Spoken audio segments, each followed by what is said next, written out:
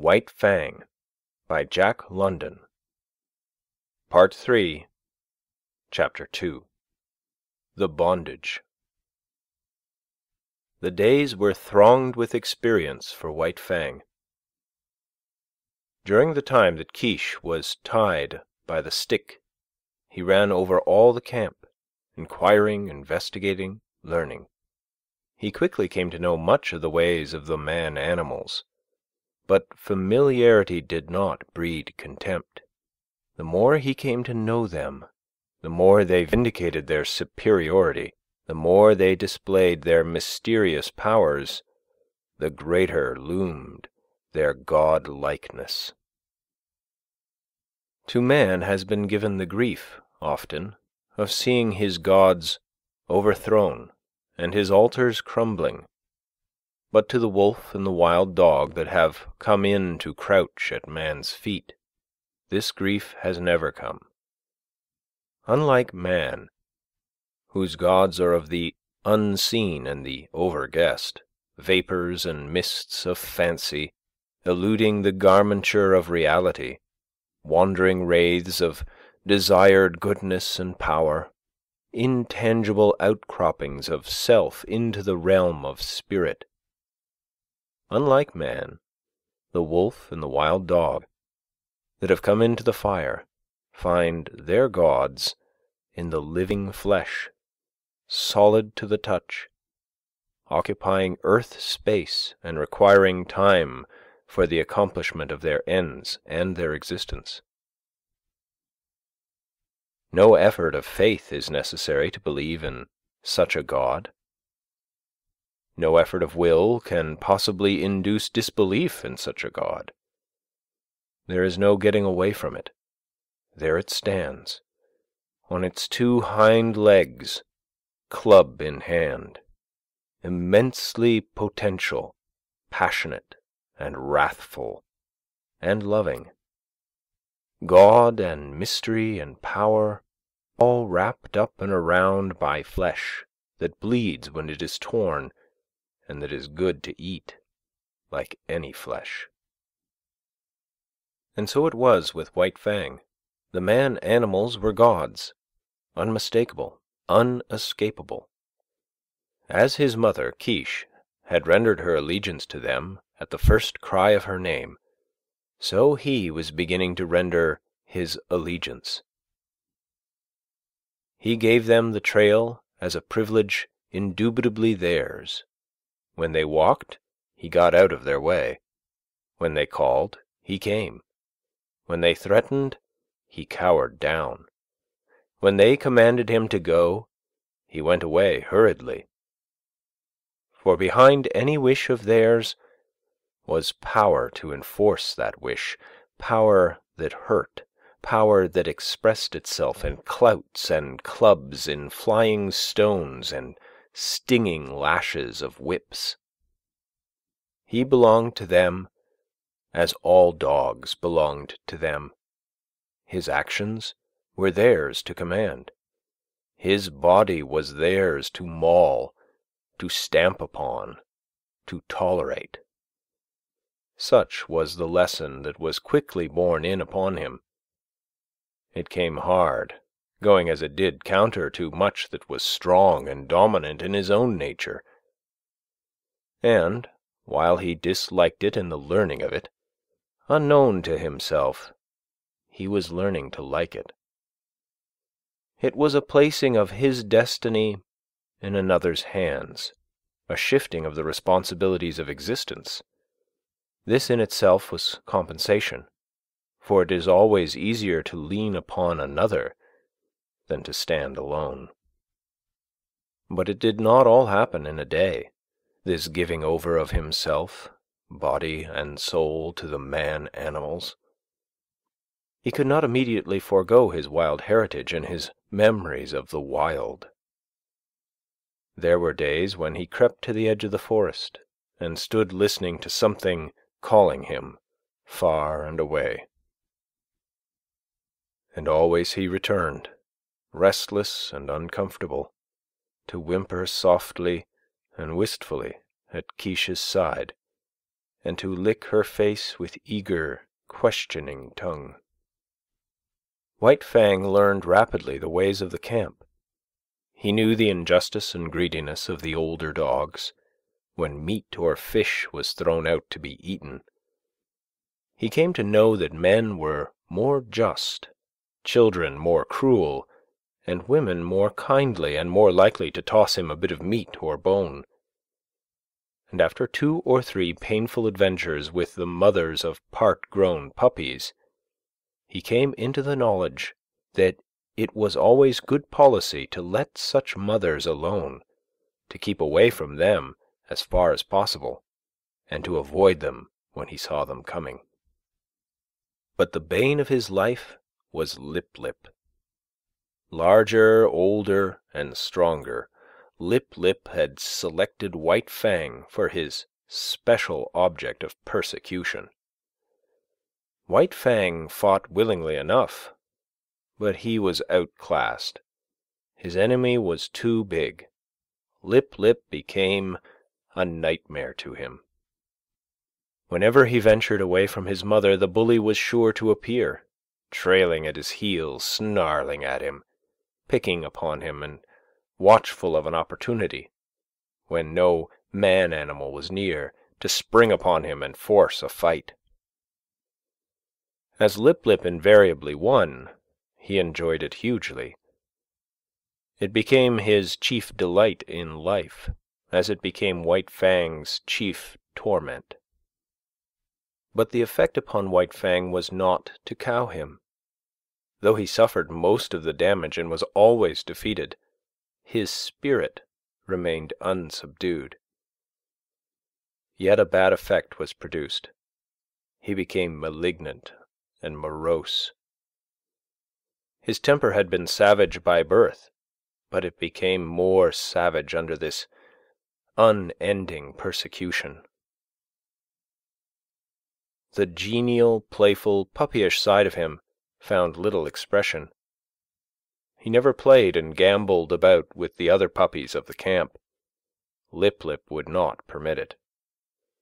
The moment White Fang appeared near them, Lip-Lip was upon him, bullying and hectoring, or fighting with him until he had driven him away. The effect of all this was to rob White Fang of much of his puppyhood, and to make him in his comportment older than his age. Denied the outlet through play of his energies, he recoiled upon himself and developed his mental processes. He became cunning. He had idle time in which to devote himself to thoughts of trickery.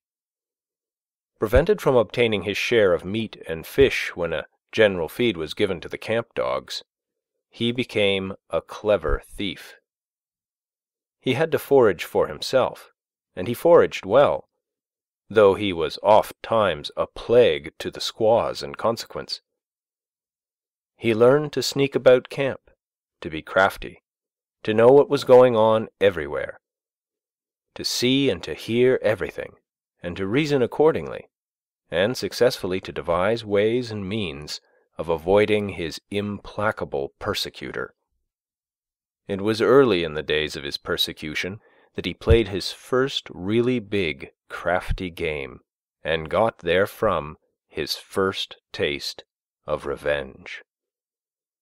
As Quiche, when with the wolves, had lured out to destruction dogs from the camps of men, so White Fang, in manner somewhat similar, lured Lip-Lip into Quiche's avenging jaws. Retreating before Lip-Lip, White Fang made an indirect flight that led in and out and around the various teepees of the camp. He was a good runner, swifter than any puppy of his size, and swifter than Lip-Lip. But he did not run his best in this chase. He barely held his own, one leap ahead of his pursuer. Lip-Lip, excited by the chase and by the persistent nearness of his victim, forgot caution and locality. When he remembered locality, it was too late. Dashing at top speed around a teepee, he ran full tilt into Quiche, lying at the end of her stick. He gave one yelp of consternation, and then her punishing jaws closed upon him. She was tied, but he could not get away from her easily. She rolled him off his legs so that he could not run, while she repeatedly ripped and slashed him with her fangs. When at last he succeeded in rolling clear of her, he crawled to his feet, badly dishevelled, hurt both in body and spirit. His hair was standing out all over him in tufts where her teeth had mauled. He stood where he had risen, opened his mouth, and broke out a long, heart-broken puppy wail. But even this he was not allowed to complete. In the middle of it, White Fang, rushing in, sank his teeth into Lip-Lip's hind leg. There was no fight left in Lip-Lip, and he ran away shamelessly, his victim hot on his heels and worrying him all the way back to his own tepee. Here the squaws came to his aid, and White Fang, transformed into a raging demon, was finally driven off only by a fusillade of stones. Came the day when Grey Beaver, deciding that the liability of her running away was past, released Quiche. White Fang was delighted with his mother's freedom. He accompanied her joyfully about the camp, and so long as he remained close by her side, Lip-Lip kept a respectful distance. White Fang even bristled up to him and walked stiff-legged, but Lip-Lip ignored the challenge. He was no fool himself, and whatever vengeance he desired to wreak, he could wait until he caught White Fang alone. Later on that day, Quiche and White Fang strayed into the edge of the woods next to the camp. He had led his mother there step by step, and now when she stopped, he tried to inveigle her further. The stream, the lair, and the quiet woods were calling to him, and he wanted her to come. He ran on a few steps, stopped, and looked back. She had not moved. He whined pleadingly and scurried playfully in and out of the underbrush. He ran back to her, licked her face, and ran on again. And still she did not move. He stopped and regarded her, all of an intentness and eagerness physically expressed that slowly faded out of him as she turned her head and gazed back at the camp. There was something calling to him out there in the open. His mother heard it, too, but she heard also that other and louder call, the call of the fire and of man, the call which has been given alone of all animals to the wolf to answer, to the wolf and the wild dog, who are brothers. Quiche turned and slowly trotted back toward camp. Stronger than the physical restraint of the stick was the clutch of the camp upon her. Unseen and occultly, the gods still gripped with their power and would not let go. White Fang sat down in the shadow of a birch and whimpered softly. There was a strong smell of pine, and subtle wood fragrances filled the air, reminding him of his old life of freedom before the days of his bondage. But he was still only a part-grown puppy, and stronger than the call either of man or of the wild was the call of his mother. All the hours of his short life he had depended upon her. The time was yet to come for independence. So he arose and trotted forlornly back to camp, pausing once and twice to sit down and whimper and to listen to the call that still sounded in the depths of the forest. In the wild, the time of a mother with her young is short. but under the dominion of man it is sometimes even shorter. Thus it was with White Fang. Grey Beaver was in the debt of 3 eagles. 3 eagles was going away on a trip up the Mackenzie to the Great Slave Lake. A strip of scarlet cloth, a bear skin, 20 cartridges, and quiche went to pay the debt. White Fang saw his mother taken aboard 3 eagles' canoe, and tried to follow her. A blow from 3 eagles knocked him backward to the land. The canoe shoved off. He sprang into the water and swam after it, deaf to the sharp cries of Grey Beaver to return. Even a man-animal, a god, White Fang ignored. Such was the terror he was in, of losing his mother. But gods are accustomed to being obeyed, and Grey Beaver wrathfully launched a canoe in pursuit. When he overtook White Fang, he reached down and by the nape of the neck lifted him clear of the water. He did not deposit him at once in the bottom of the canoe. Holding him suspended with one hand, with the other hand he proceeded to give him a beating. And it was a beating. His hand was heavy. Every blow was shrewd to hurt, and he delivered a multitude of blows. Impelled by the blows that rained upon him, now from this side, now from that, White Fang swung back and forth like an erratic and jerky pendulum. Varying were the emotions that surged through him. At first he had known surprise. Then came a momentary fear when he yelped several times to the impact of the hand. But this was quickly followed by anger. His free nature asserted itself, and he showed his teeth and snarled fearlessly in the face of the wrathful god. This but served to make the god more wrathful. The blows came faster, heavier, more shrewd to hurt. Grey Beaver continued to beat. White Fang continued to snarl. But this could not last forever. One or the other must give over, and that one was White Fang. Fear surged through him again. For the first time he was being really man-handled. The occasional blows of sticks and stones he had previously experienced were as caresses compared with this. He broke down and began to cry and yelp. For a time each blow brought a yelp from him, but fear passed into terror, until finally his yelps were voiced in unbroken succession, unconnected with the rhythm of the punishment. At last Grey Beaver withheld his hand. White Fang, hanging limply, continued to cry.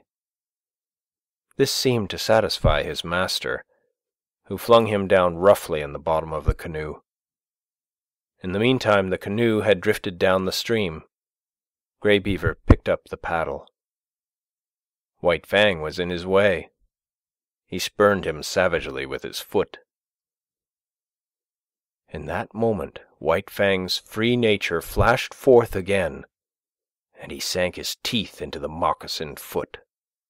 The beating that had gone before was as nothing compared with the beating he now received.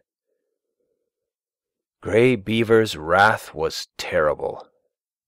Likewise was White Fang's fright.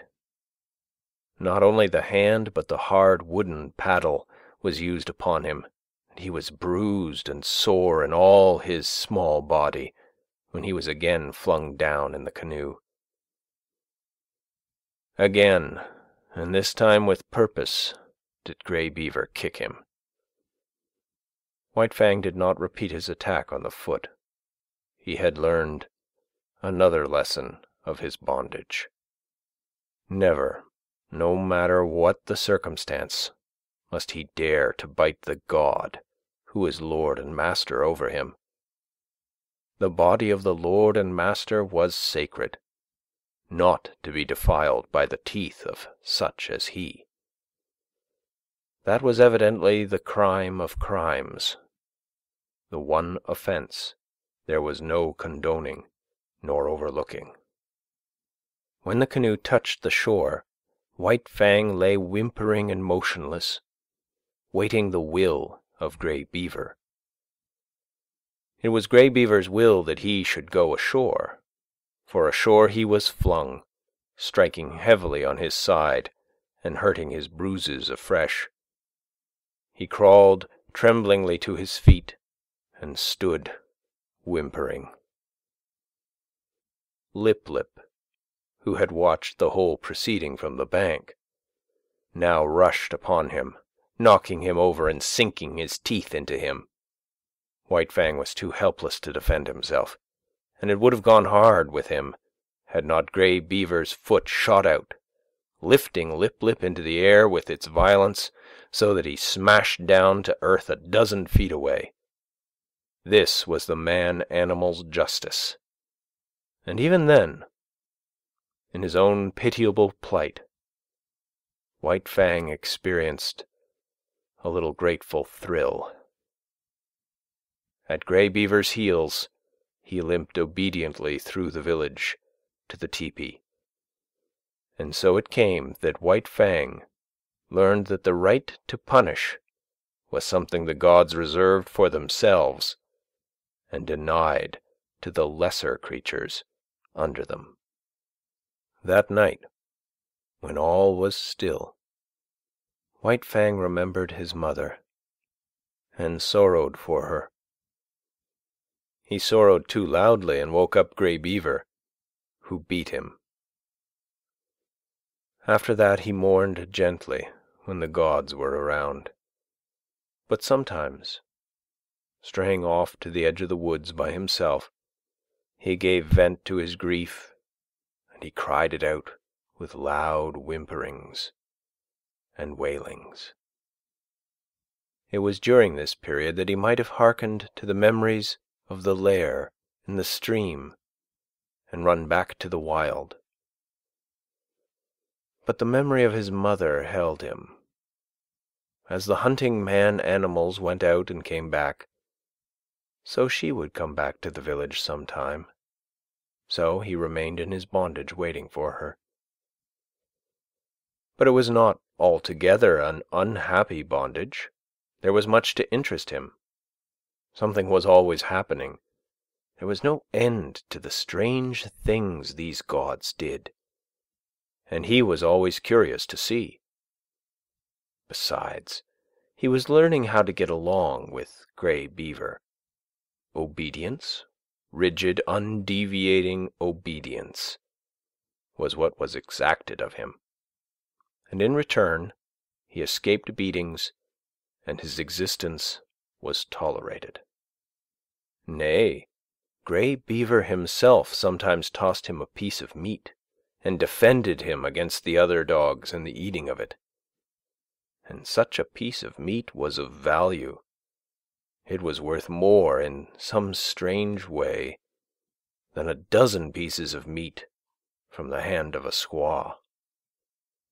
Grey Beaver never petted nor caressed.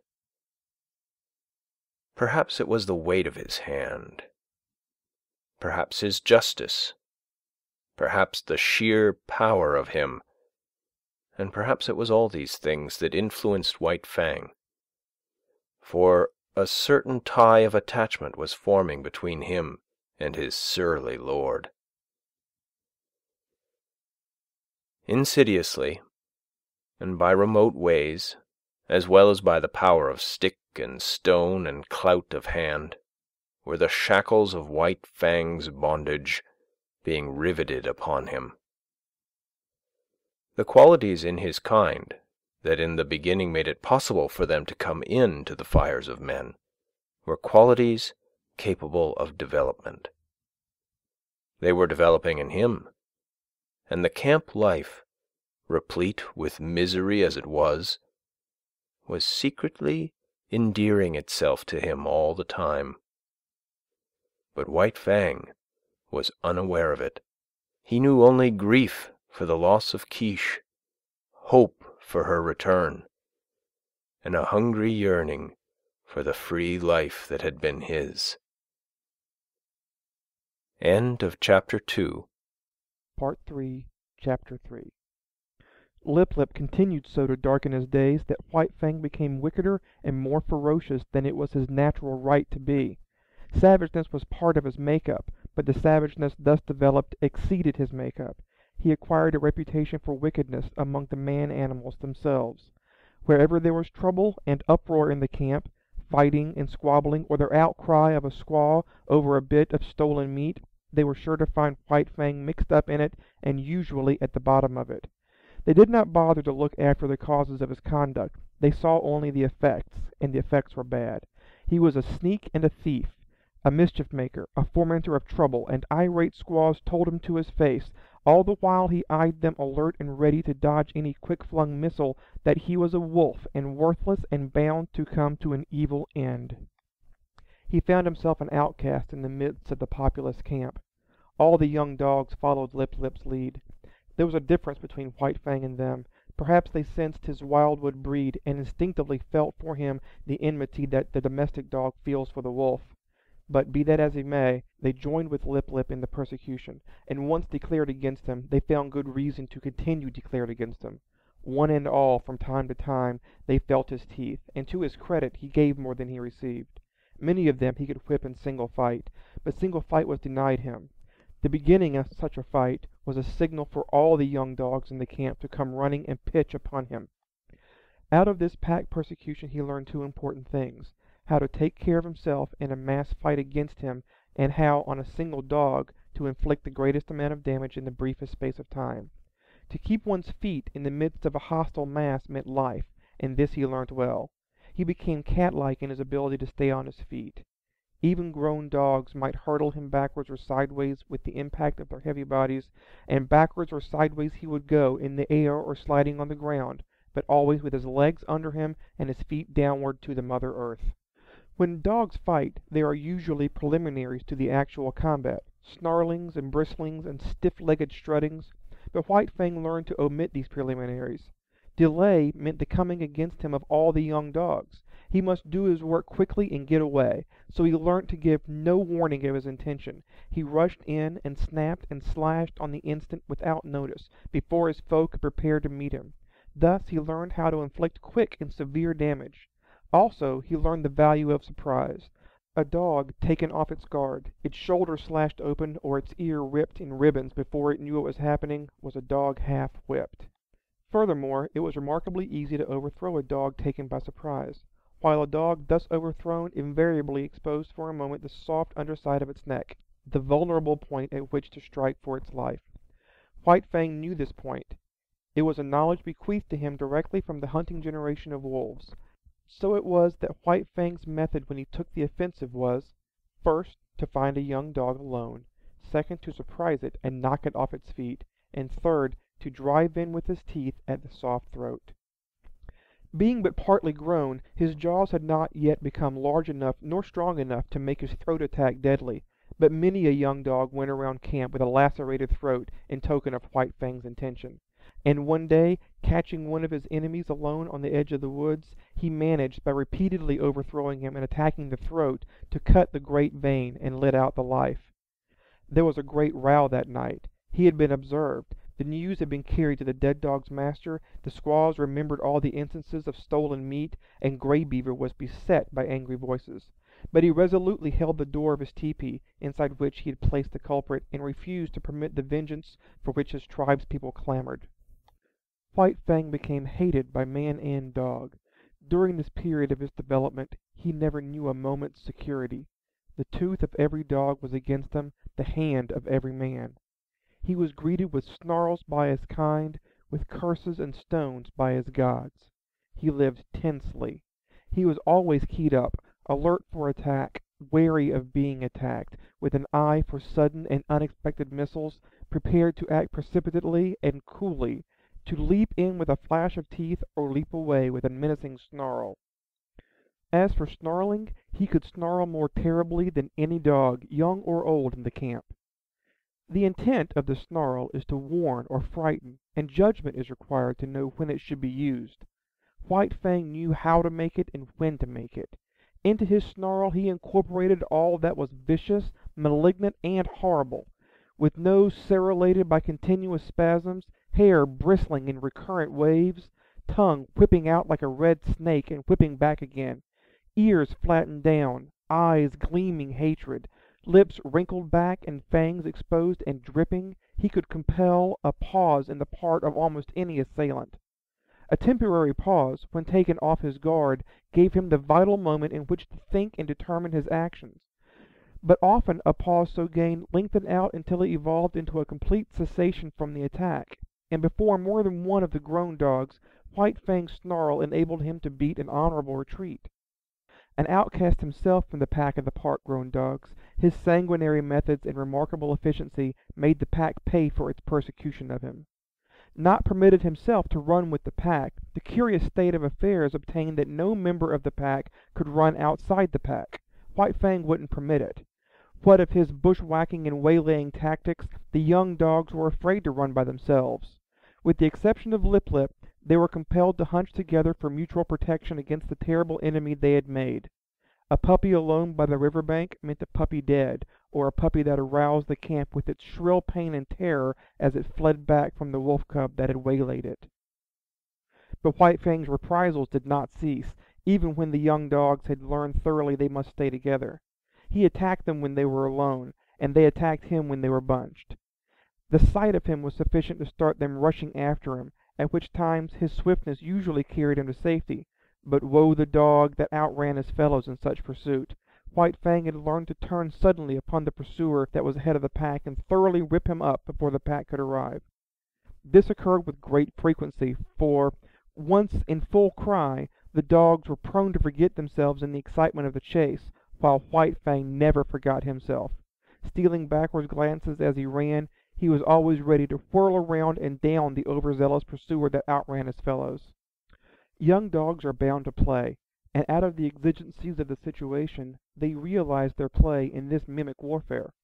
Thus it was that the hunt of White Fang became their chief game, a deadly game, withal and at all times a serious game. He, on the other hand, being fastest-footed, was unafraid to venture anywhere. During that period he waited vainly for his mother to come back. He led the pack many a wild chase through the adjacent woods. But the pack invariably lost him.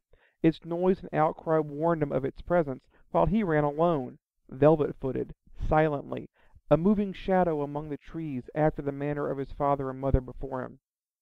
Further, he was more directly connected with the wild than they, and he knew more of its secrets and stratagems. A favorite trick of his was to lose his trail in running water, and then lie quietly in a nearby thicket while their baffled cries arose around him. Hated by his kind and by mankind, indomitable, perpetually warred upon, and himself waging perpetual war, his development was rapid and one-sided. There was no soil for kindliness and affection to blossom in. Of such things he had not the faintest glimmering. The code he learned was to obey the strong and oppress the weak. Gray Beaver was a god, and strong, therefore White Fang obeyed him. But the dog younger or smaller than himself was weak, a thing to be destroyed. His development was in the direction of power. In order to face the constant danger of hurt, and even of destruction, his predatory and protective faculties were unduly developed. He became quicker of movement than the other dogs, swifter of foot, craftier, deadlier, more lithe, more lean with iron-like muscle and sinew, more enduring, more cruel, more ferocious, and more intelligent. He had to become all of these things, else he would not have held his own nor survived the hostile environment in which he found himself.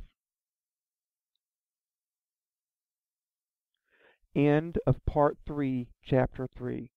White Fang by Jack London. Part 3, Chapter 4. In the fall of the year, when the days were shortening and the bite of the frost was coming into the air, White Fang got his chance for liberty. For several days there had been a great hubbub in the village. The summer camp was being dismantled, and the tribe, bag and baggage, was preparing to go off to the fall hunting.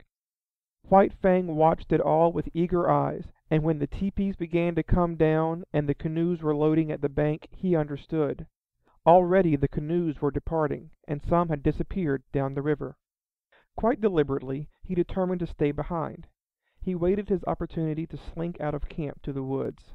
Here, in the running stream where the ice was beginning to form, he hid his trail. Then he crawled into the heart of a dense thicket and waited. The time passed by, and he slept intermittently for hours. Then he was aroused by Gray Beaver's voice calling his name. There were other voices. White Fang could hear Gray Beaver's squaw taking part in the search, and Mitsa, who was Gray Beaver's son. White Fang trembled with fear, and though the impulse came to crawl out of his hiding place, he resisted it. After a time the voices died away, and some time after that he crept out to enjoy the success of his undertaking. Darkness was coming on, and for a while he played about in the trees, pleasuring in his freedom. Then, and quite suddenly, he became aware of loneliness. He sat down to consider, listening to the silence of the forest and perturbed by it. That nothing moved nor sounded seemed ominous. He felt the lurking danger unseen and unguessed. He was suspicious of the looming bulks of the trees and of the dark shadows that might conceal all manner of perilous things. Then it was cold. Here was no warm side of a tepee against which to snuggle. The frost was in his feet, and he kept lifting first one forefoot and then the other. He curved his bushy tail around to cover them, and at the same time he saw a vision. There was nothing strange about it. Upon his inward sight was impressed a succession of memory pictures. He saw the camp again, the teepees, the blaze of fires. He heard the shrill voices of the women, the gruff basses of the men, and the snarling of the dogs. He was hungry, and he remembered the pieces of meat and fish that had been thrown him. Here was no meat, nothing but a threatening and inedible silence. His bondage had softened him. Irresponsibility had weakened him. He had forgotten how to shift for himself. The night yawned about him. His senses, accustomed to the hum and bustle of the camp, used to the continuous impact of sights and sounds, were now left idle. There was nothing to do, nothing to see nor hear. They strained to catch some interruption of the silence and immobility of nature. They were appalled by inaction and by the feel of something terrible impending. He gave a great start of fright. A colossal and formless something was rushing across the field of his vision. It was a tree shadow, flung by the moon, from whose face the clouds had been brushed away. Reassured, he whimpered softly. Then he suppressed the whimper for fear that it might attract the attention of the lurking dangers. A tree, contracting in the cool of the night, made a loud noise. It was directly above him. He yelped in his fright. A panic seized him, and he ran madly toward the village. He knew an overpowering desire for the protection and companionship of man. In his nostrils was the smell of the camp smoke. In his ears the camp sounds and cries were ringing loud. He passed out of the forest and into the moonlit open, where were no shadows nor darkness. But no village greeted his eyes. He had forgotten. The village had gone away. His wild flight ceased abruptly. There was no place to which to flee. He slunk forlornly through the deserted camp, smelling the rubbish heaps and the discarded rags and tags of the gods.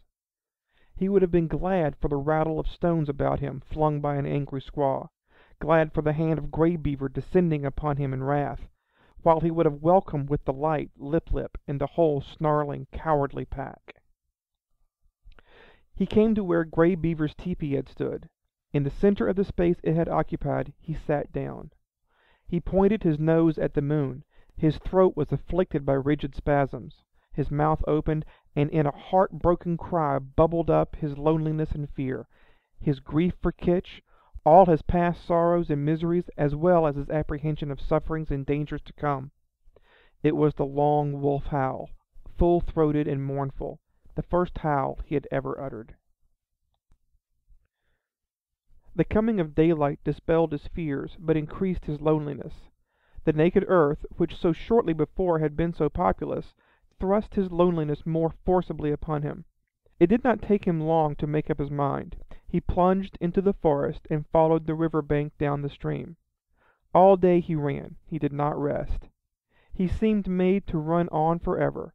His iron-like body ignored fatigue, and even after fatigue came, His heritage of endurance braced him to endlessly endeavor and enabled him to drive his complaining body onward. Where the river swung in against the precipitous bluffs, he climbed the high mountains behind. Rivers and streams that entered the main river he forded or swam. Often he took to the rim ice that was beginning to form, and more than once he crashed through and struggled for life in the icy current. Always he was on the lookout for the trail of the gods where it might leave the river and proceed inland. White Fang was intelligent beyond the average of his kind, yet his mental vision was not wide enough to embrace the other bank of the Mackenzie. What if the trail of the gods led out on that side? It never entered his head. Later on, when he'd traveled more and grown older and wiser and come to know more of the trails and rivers, it might be that he could grasp and apprehend such a possibility. But that mental power was yet in the future. Just now he ran blindly, his own bank of the Mackenzie alone entering into his calculations.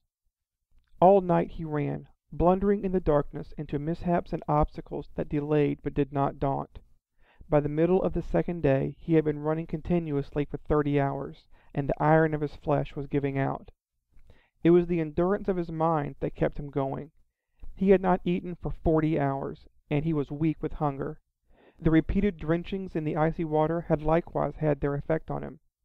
His handsome coat was draggled, the broad pads of his feet were bruised and bleeding. He had begun to limp, and this limp increased with the hours. To make it worse, the light of the sky was obscured, and snow began to fall, a raw, moist, melting, clinging snow, slippery underfoot, that hid from him the landscape he traversed and covered over the inequalities of the ground, so that the way of his feet was more difficult and painful.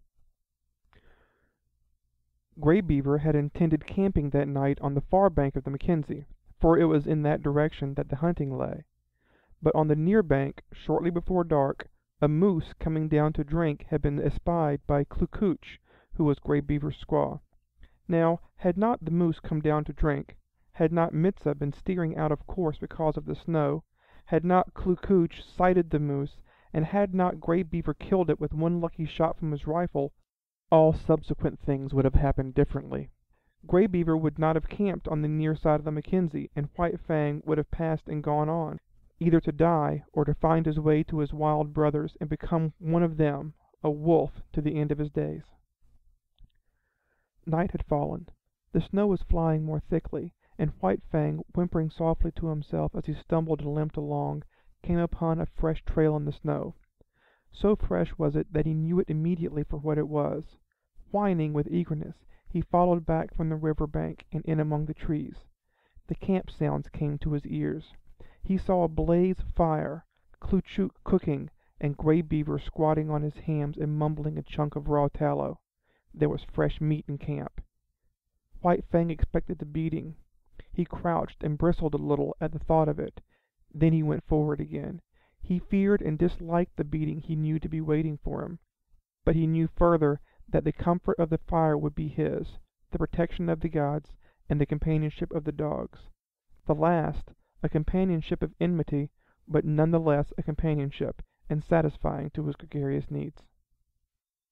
He came cringing and crawling into the firelight.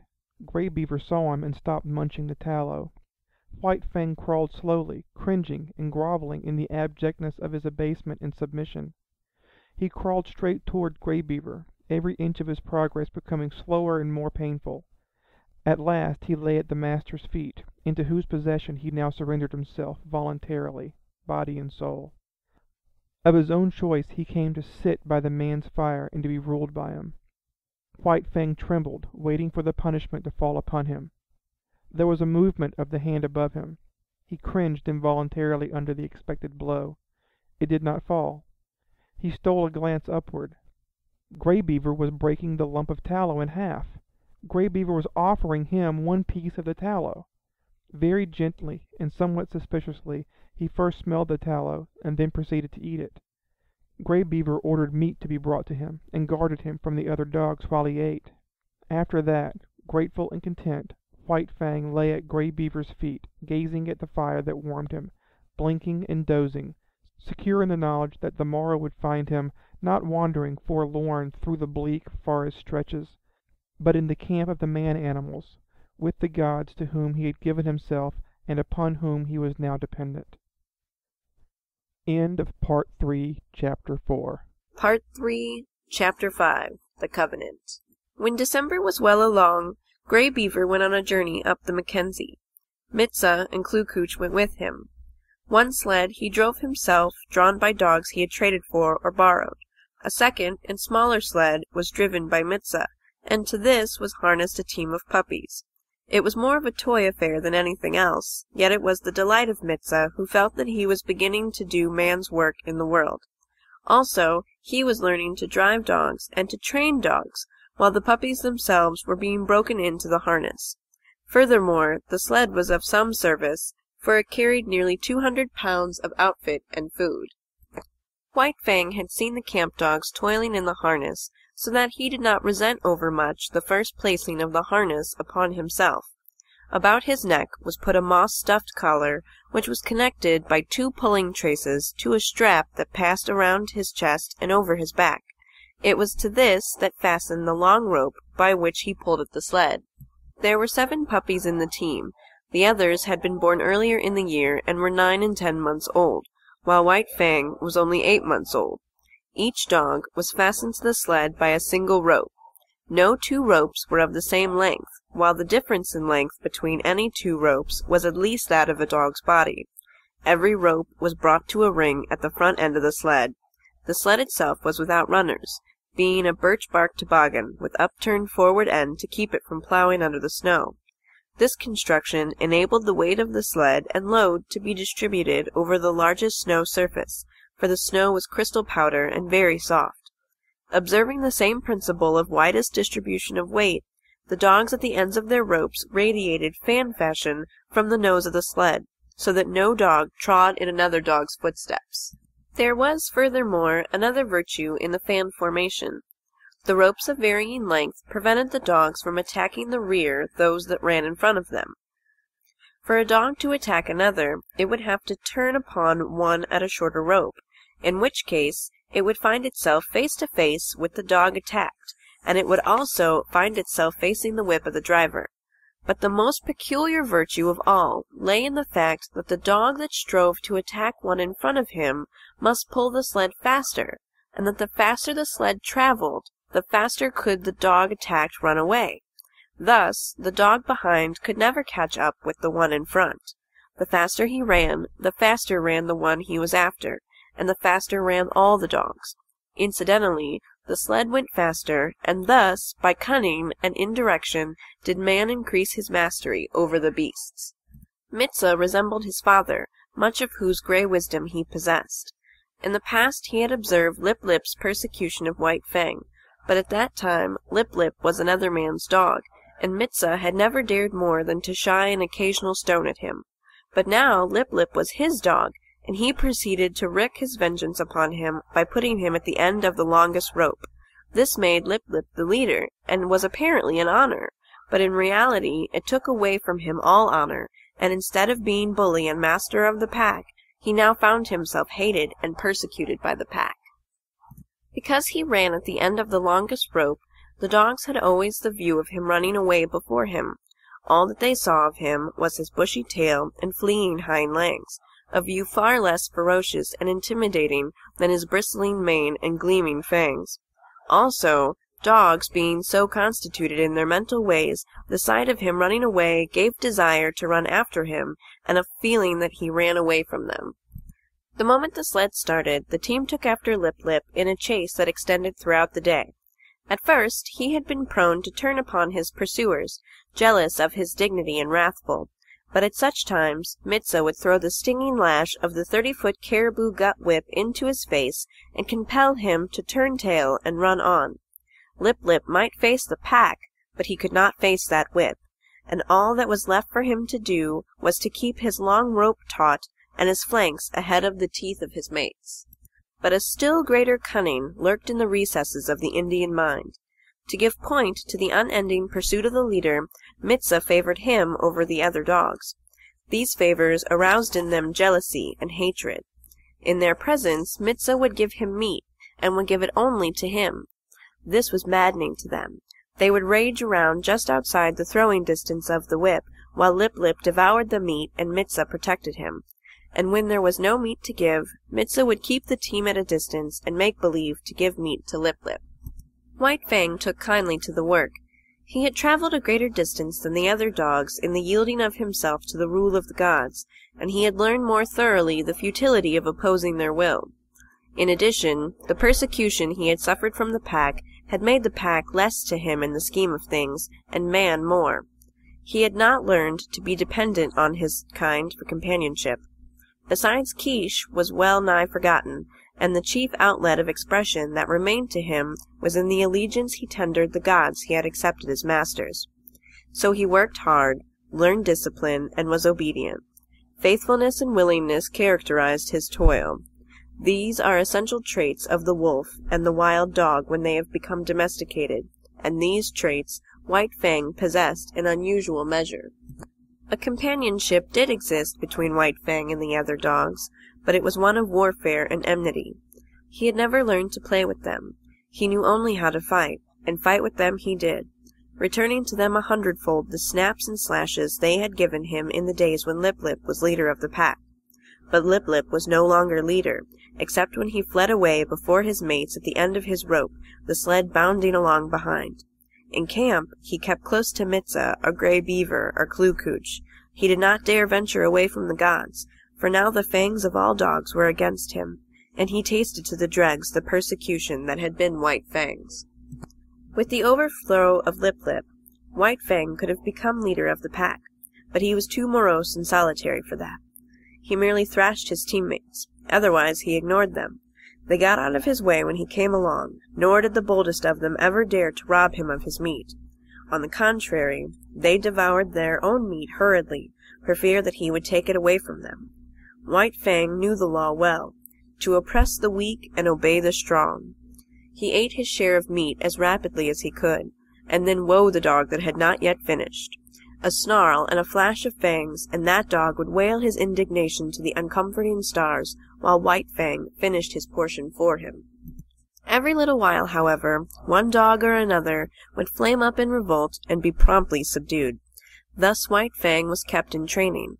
He was jealous of the isolation in which he kept himself in the midst of the pack, and he fought often to maintain it. But such fights were of brief duration, for he was too quick for the others.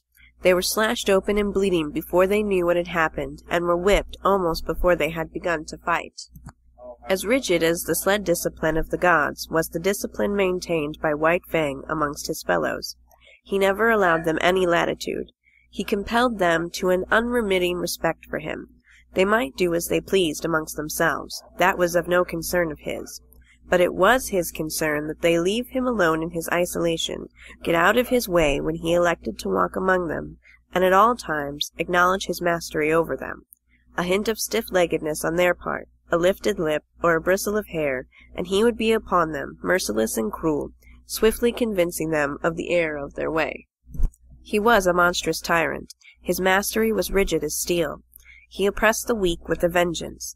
Not for nothing had he been exposed to the pitiless struggles for life in the day of his cubhood, when his mother and he, alone and unaided, held their own and survived in the ferocious environment of the wild.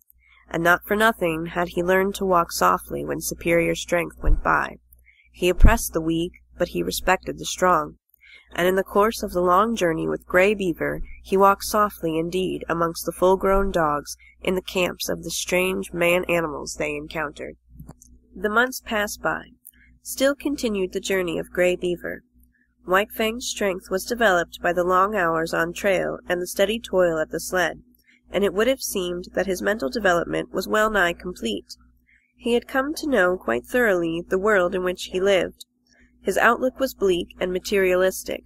The world as he saw it was a fierce and brutal world, a world without warmth, a world in which caresses and affection and the bright sweetness of the spirit did not exist. He had no affection for Grey Beaver. True, he was a god, but a most savage god. White Fang was glad to acknowledge his lordship, but it was a lordship based upon superior intelligence and brute strength. There was something in the fibre of White Fang's being that made his lordship a thing to be desired, else he would not have come back from the wild when he did to tender his allegiance. There were deeps in his nature which had never been sounded.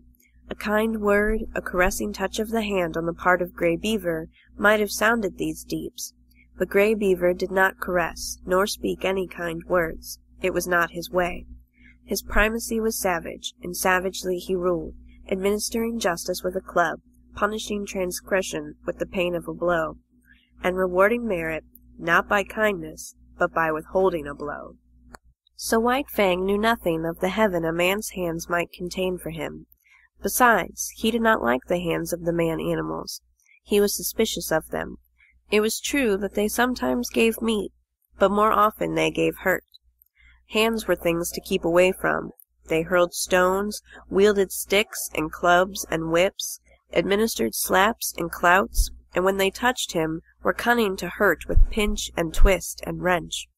In strange villages he had encountered the hands of children, and learned that they were cruel to hurt. Also, he had once nearly had an eye poked out by a toddling papoose. From these experiences he became suspicious of all children. He could not tolerate them. When they came near with their ominous hands, he got up. It was in the village at the Great Slave Lake that in the course of resenting the evil of the hands of the man-animals, he came to modify the law that he had learned from Grey Beaver, namely, that the unpardonable crime was to bite one of the gods. In this village, after the custom of all dogs in all villages, White Fang went foraging for food. A boy was chopping frozen moose meat with an axe, and the chips were flying in the snow. White Fang, sliding by in quest of meat, stopped and began to eat the chips. He observed the boy lay down the axe and take up a stout club. White Fang sprang clear, just in time to escape the descending blow. The boy pursued him, and he, a stranger in the village, fled between two teepees to find himself cornered against a high earth bank. There was no escape for White Fang. The only way out was between two teepees, and this the boy guarded. Holding his club prepared to strike, he drew in on his cornered quarry. White Fang was furious. He faced the boy, bristling and snarling, his sense of justice outraged. He knew the law of forage. All the wastage of meat, such as the frozen chips, belonged to the dog that found it. He had done no wrong, broken no law, yet here was this boy preparing to give him a beating. White Fang scarcely knew what happened. He did it in a surge of rage, and he did it so quickly that the boy did not know either. All the boy knew was that he had in some unaccountable way been overturned into the snow, and that his club hand had been ripped wide open by White Fang's teeth. But White Fang knew that he had broken the law of the gods. He had driven his teeth into the sacred flesh of one of them, and could expect nothing but a most terrible punishment. He fled away to Grey Beaver, behind whose protecting legs he crouched when the bitten boy and the boy's family came, demanding vengeance. But they went away with vengeance unsatisfied. Grey Beaver defended White Fang. So did Mitza and Klukooch. White Fang, listening to the wordy war and watching the angry gestures, knew that his act was justified, and so it came that he learned that there were gods and gods. There were his gods, and there were other gods, and between them there was a difference. Justice or injustice, it was all the same. He must take all things from the hands of his own gods, but he was not compelled to take injustice from other gods. It was his privilege to resent it with his teeth, and this was also the law of the gods. Before the day was out, White Fang was to learn more about this law. Mitza, alone, gathering firewood in the forest, encountered the boys that had been bitten. With him were other boys. Hot words passed. Then all the boys attacked Mitza. It was going hard with him. Blows were raining upon him from all sides. White Fang looked on at first. This was an affair of the gods, and no concern of his. Then he realized that this was Mitza, one of his own particular gods who was being maltreated. It was no reasoned impulse that made White Fang do what he did. A mad rush of anger sent him leaping in amongst the combatants. 5 minutes later, the landscape was covered with fleeing boys, many of whom dripped blood upon the snow in token that White Fang's teeth had not been idle. When Mitza told the story in camp, Grey Beaver ordered meat to be given to White Fang. He ordered much meat to be given, and White Fang, gorged and sleepy by the fire, knew that the law had received its verification. It was in line with these experiences that White Fang came to learn the law of property and the duty of the defense of property. From the protection of his god's body to the protection of his god's possessions was a step, and this step he made. What was his god's was to be defended against all the world, even to the extent of biting other gods. Not only was such an act sacrilegious in its nature, but it was fraught with peril. The gods were all powerful, and a dog was no match against them. Yet White Fang learned to face them, fiercely belligerent and unafraid. Duty rose above fear, and thieving gods learned to leave Grey Beaver's property alone. One thing in this connection White Fang quickly learnt, and that was that a thieving god was usually a cowardly god, and prone to run away at the sounding of the alarm. Also, he learned that but brief time elapsed between his sounding of the alarm and Grey Beaver coming to his aid. He came to know that it was not fear of him that drove the thief away, but fear of Grey Beaver. White Fang did not give the alarm by barking. He never barked. His method was to drive straight at the intruder and to sink his teeth in if he could. Because he was morose and solitary, having nothing to do with the other dogs, he was unusually fitted to guard his master's property, and in this he was encouraged and trained by Grey Beaver. One result of this was to make White Fang more ferocious and indomitable, and more solitary. The months went by, binding stronger and stronger the covenant between dog and man. This was the ancient covenant that the first wolf that came in from the wild entered into with man. And, like all succeeding wolves and wild dogs that had done likewise, White Fang worked the covenant out for himself. The terms were simple. For the possession of a flesh-and-blood god, he exchanged his own liberty. Food and fire, protection and companionship were some of the things he received from the god. In return, he guarded the god's property, defended his body, worked for him, and obeyed him. The possession of a god implies service. White Fang's was a service of duty and awe, but not of love. He did not know what love was. He had no experience of love. Quiche was a remote memory. Besides, not only had he abandoned the wild and his kind when he gave himself up to man, but the terms of the covenant were such that if he ever met Quiche again, he would not desert his god to go with her. His allegiance to man seemed somehow a law of his being greater than the love of liberty, of kind and kin. End of Chapter 5. White Fang by Jack London. Part 3, Chapter 6. The Famine. The spring of the year was at hand when Grey Beaver finished his long journey. It was April, and White Fang was a year old when he pulled into the home villages and was loosed from the harness by Mitsa. Though a long way from his full growth, White Fang, next to Lip Lip, was the largest yearling in the village. Both from his father the wolf and from Quiche he had inherited stature and strength, and already he was measuring up alongside the full-grown dogs. But he had not yet grown compact. His body was slender and rangy, and his strength more stringy than massive. His coat was the true wolf gray, and to all appearances he was true wolf himself. The quarter strain of dog he had inherited from Quiche had left no mark on him physically, though it had played its part in his mental make-up.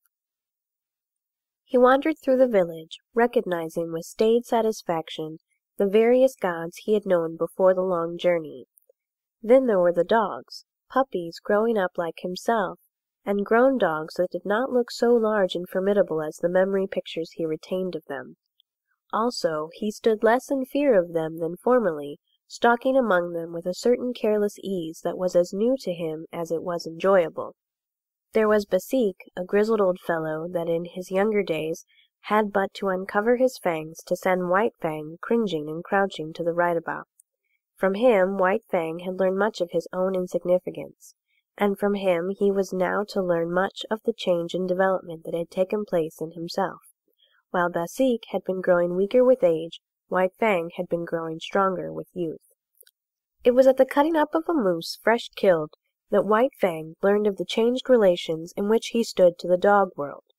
He had got for himself a hoof and part of the shin bone, to which quite a bit of meat was attached. Withdrawn from the immediate scramble of the other dogs, in fact, out of sight behind a thicket, he was devouring his prize when Basik rushed in upon him. Before he knew what he was doing, he had slashed the intruder twice and sprung clear. Basik was surprised by the other's temerity and swiftness of attack. He stood, gazing stupidly across at White Fang, the raw red shin bone between them. Basik was old, and already he had come to know the increasing valor of the dogs it had been his wont to bully. Bitter experiences these, which perforce he swallowed, calling upon all his wisdom to cope with them. In the old days he would have sprung upon White Fang in a fury of righteous wrath, but now his waning powers would not permit such a course. He bristled fiercely and looked ominously across the shinbone at White Fang, and White Fang, resurrecting quite a deal of the old awe, seemed to wilt and to shrink in upon himself and grow small, as he cast about in his mind for a way to beat a retreat not too inglorious. And right here Basik erred. Had he contented himself with looking fierce and ominous, all would have been well. White Fang, on the verge of retreat, would have retreated, leaving the meat to him. But Basik did not wait. He considered the victory already his, and stepped forward to the meat. As he bent his head carelessly to smell it, White Fang bristled slightly. Even then it was not too late for Basik to retrieve the situation. Had he merely stood over the meat, head up and glowering, White Fang would ultimately have slunk away. But the fresh meat was strong in Basik's nostrils, and greed urged him to take a bite of it. This was too much for White Fang. Fresh upon his months of mastery over his own teammates, it was beyond his self-control to stand idly by while another devoured the meat that belonged to him. He struck, after his custom, without warning. With the first slash, Basik's right ear was ripped into ribbons. He was astounded at the suddenness of it. But more things, and most grievous ones, were happening with equal suddenness. He was knocked off his feet. His throat was bitten. While he was struggling to his feet, the young dog sank teeth twice into his shoulder. The swiftness of it was bewildering. He made a futile rush at White Fang, clipping the empty air with an outraged snap. The next moment his nose was laid open, and he was staggering backward away from the meat. The situation was now reversed. White Fang stood over the shin bone, bristling and menacing, while Basik stood a little way off, preparing to retreat. He dared not risk a fight with this young lightning flash, and again he knew, and more bitterly, the enfeeblement of oncoming age. His attempt to maintain his dignity was heroic. Calmly turning his back upon young dog and shinbone as though both were beneath his notice, and unworthy of his consideration, he stalked grandly away. Nor until well out of sight did he stop to lick his bleeding wounds. The effect on White Fang was to give him a greater faith in himself, and a greater pride. He walked less softly among the grown dogs. His attitude toward them was less compromising. Not that he went out of his way looking for trouble, far from it, but upon his way he demanded consideration. He stood upon his right to go his way unmolested, and to give trail to no dog. He had to be taken into account, that was all.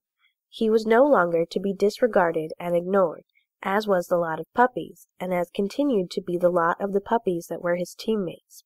They got out of the way, gave trail to the grown dogs, and gave up meat to them under compulsion. But White Fang, uncompanionable, solitary, morose, scarcely looking left to right, redoubtable, forbidding of aspect, remote and alien, was accepted as an equal by his puzzled elders. They quickly learned to leave him alone, neither venturing hostile acts, nor making overtures of friendliness.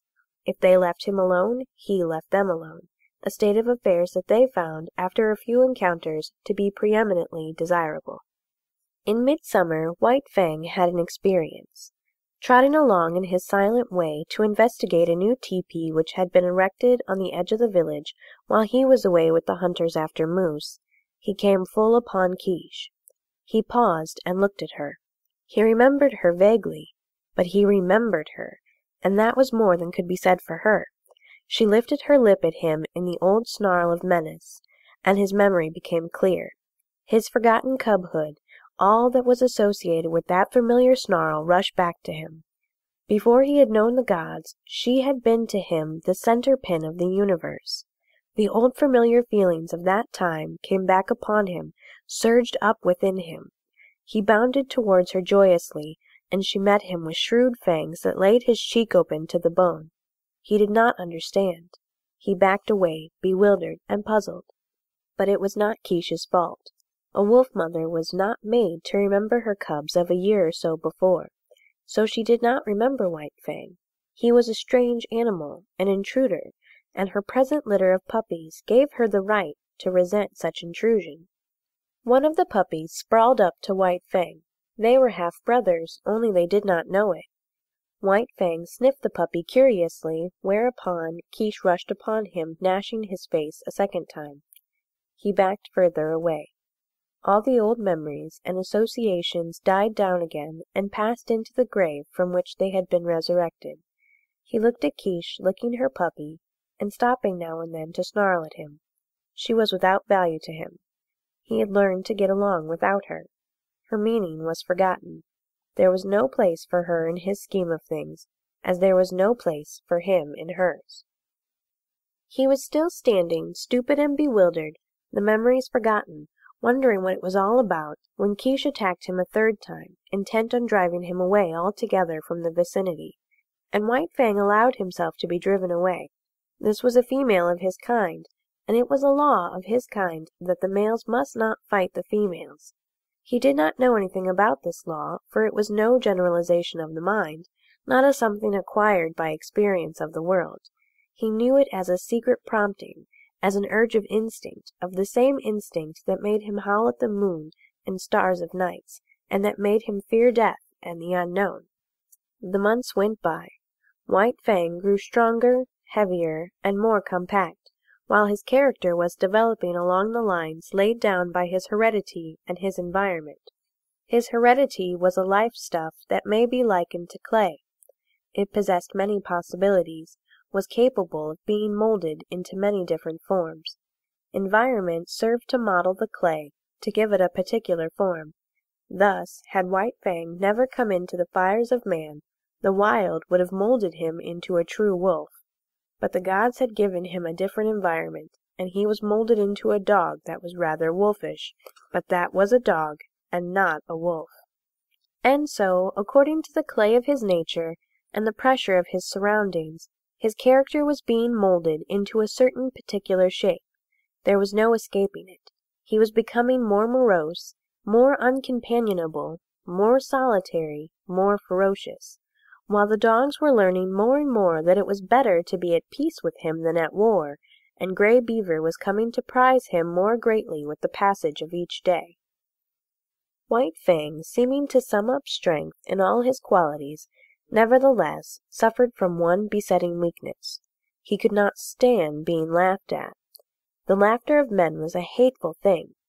They might laugh among themselves about anything they pleased except himself, and he did not mind. But the moment laughter was turned upon him, he would fly into a most terrible rage. Grave, dignified, sombre, a laugh made him frantic to ridiculousness.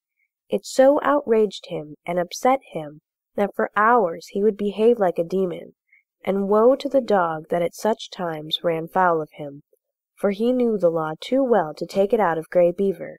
Behind Grey Beaver were a club and a godhead, but behind the dogs there was nothing but space, and into this space they flew when White Fang came on the scene, made mad by laughter. In the 3rd year of his life there came a great famine to the Mackenzie Indians. In the summer the fish failed. In the winter the caribou forsook their accustomed track.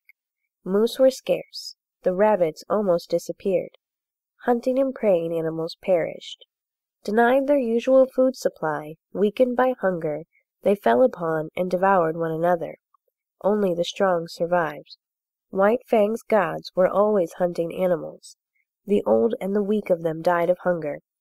There was wailing in the village, where the women and children went without in order that what little they had might go into the bellies of the lean and hollow-eyed hunters who trod into the forest in the vain pursuit of meat. To such extremity were the gods driven that they ate the soft tan leather of their moccasins and mittens, while the dogs ate the harnesses off their backs and the very whiplashes. Also the dogs ate one another, and also the gods ate the dogs. The weakest and the most worthless were eaten first. The dogs that still lived looked on and understood. A few of the boldest and wisest forsook the fires of the gods, which had now become a shambles, and fled into the forest, where in the end they starved to death or were eaten by wolves. In this time of misery White Fang too stole away into the woods. He was better fitted for the life than the other dogs, for he had the training of his cubhood to guide him. Especially adept did he become in stalking small living things. He would lie concealed for hours, following every movement of a cautious tree squirrel, waiting, with a patience as huge as the hunger he suffered from, until the squirrel ventured out upon the ground. Even then White Fang was not premature. He waited until he was sure of striking before the squirrel could gain a tree refuge. Then, and not until then, would he flash from his hiding place, a gray projectile, incredibly swift, never failing its mark, the fleeing squirrel that fled not fast enough. Successful as he was with squirrels, there was one difficulty that prevented him from living and growing fat on them. There was not enough squirrels, so he was driven to hunt still smaller things. So acute did his hunger become at times that he was not above rooting out wood mice from their burrows in the ground, nor did he scorn to do battle with a weasel as hungry as himself and many times more ferocious. In the worst pinches of the famine he stole back to the fires of the gods, but he did not go into the fires. He lurked in the forest, avoiding discovery and robbing the snares at the rare intervals when game was caught. He even robbed Grey Beaver's snare of a rabbit at a time when Grey Beaver staggered and tottered through the forest, sitting down often to rest, what of weakness and of shortness of breath. One day White Fang encountered a young wolf, gaunt and scrawny, loose-jointed with famine. Had he not been hungry himself, White Fang might have gone with him and eventually found his way into the pack amongst his wild brethren. As it was, he ran the young wolf down and killed him and ate him. Fortune seemed to favor him. Always when the hardest pressed for food, he found something to kill. Again, when he was weak, it was his luck that none of the larger preying animals chanced upon him.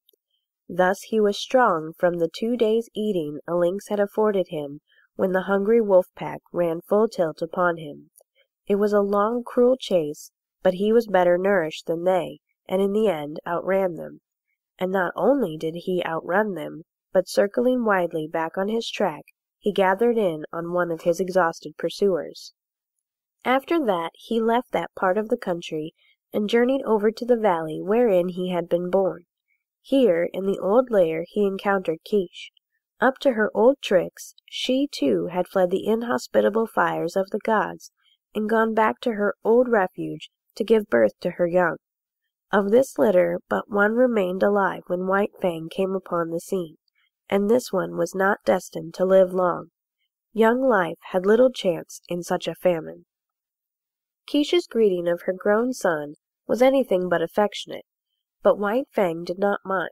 He had outgrown his mother. So he turned tail philosophically and trotted out up the stream. At the forks he took the turning to the left, where he found the lair of the lynx with whom his mother and he had fought long before. Here, in the abandoned lair, he settled down and rested for a day. During the early summer, in the last days of the famine, he met Lip Lip, who had likewise taken to the woods, where he had eked out a miserable existence. White Fang came upon him unexpectedly. Trotting in opposite directions along the base of a high bluff, they rounded a corner of rock and found themselves face to face. They paused with instant alarm and looked at each other suspiciously. White Fang was in splendid condition. His hunting had been good, and for a week he had eaten his fill. He was even gorged from his latest kill. But in the moment he looked at Lip Lip, his hair rose on end all along his back.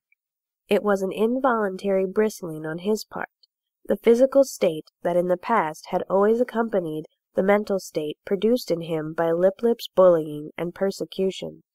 As in the past, he had bristled and snarled at the sight of Lip Lip, so now, and automatically, he bristled and snarled. He did not waste any time. The thing was done thoroughly and with dispatch. Lip Lip essayed to back away, but White Fang struck him hard, shoulder to shoulder. Lip Lip was overthrown and rolled upon his back. White Fang's teeth drove into the scrawny throat. There was a death struggle, during which White Fang walked around, stiff-legged and observant. Then he resumed his course and trotted along the base of the bluff. One day, not long after, he came to the edge of the forest, where a narrow stretch of open land sloped down to the Mackenzie. He had been over this ground before, when it was bare, but now a village occupied it. Still hidden amongst the trees, he paused to study the situation. Sights and sounds and scents were familiar to him. It was the old village, changed to a new place. But sights and sounds and smells were different from those he had had last when he fled away from it. There was no whimpering nor wailing. Contented sounds saluted his ear, and when he heard the angry voice of a woman, he knew it to be the anger that proceeds from a full stomach. And there was a smell in the air of fish. There was food. The famine was gone. He came out boldly from the forest and trotted into camp straight to Grey Beaver's tepee. Grey Beaver was not there, but Kloo-Kooch welcomed him with glad cries and the whole of a fresh-caught fish, and he lay down to wait Grey Beaver's coming. End of Part 3, Chapter 6. White Fang. Part 4, Chapter 1. The Enemy of His Kind.